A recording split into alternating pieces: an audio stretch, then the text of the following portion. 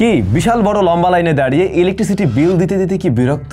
But ব্যাপারটা যদি এমন হয়, বিকাশেই দেখুন বিল আসলো কত আর জমাও দিন সময় মতো। আচ্ছা, ঘটনা একটু বুঝিয়ে বলছি। আমরা যারা কিনা লাইনে দাঁড়িয়ে এভাবে ইলেকট্রিসিটি বিল দিয়ে আসছিলাম, কি কারণে দিয়েছিলাম?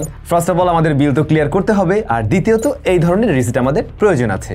তবে আপনি কি জানেন, বিকাশেও কিন্তু রিসিট দেয় এবং সেই রিসিটটাই আপনি সেমভাবে ব্যবহার করতে পারবেন উইথ 100% ভ্যালিডিটি অ্যান্ড অথেন্টিকেশন।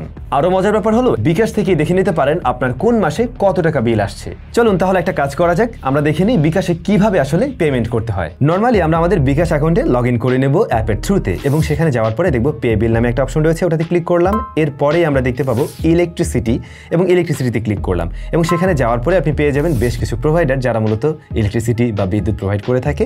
আপনি কোন প্রোভাইডারের বিদ্যুৎ ব্যবহার করছেন সেটা সিলেক্ট করে নেবেন। যেমন আমাদের ক্ষেত্রে আমরা ব্যবহার করছি ডেসকোর পোস্টপেইড, তো আমরা ডেসকোর পোস্টপেইড সিলেক্ট করে নিলাম। দেন এরকম একটা ইন্টারফেস চলে আসবে এবং সেখানে এসে আপনি দেখবেন মাস সিলেক্ট করা যাচ্ছে, আপনি কোন মাসের বিদ্যুৎ বিল আসলে দিতে চাচ্ছেন। ধরুন আমরা মে 2025 এটা দিতে চাচ্ছি, সিলেক্ট করে নিলাম।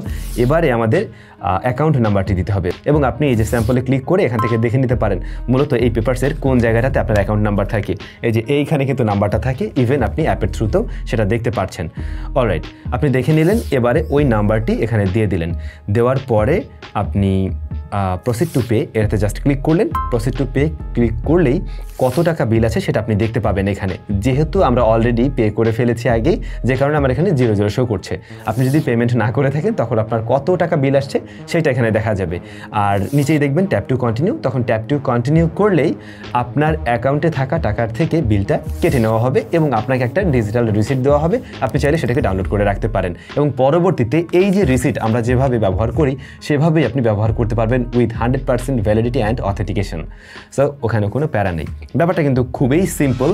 কমেন্ট করে জানাবেন তো কারা আসলে এই ফিচারটি ব্যবহার করছিলেন বা কারা জানতেন না।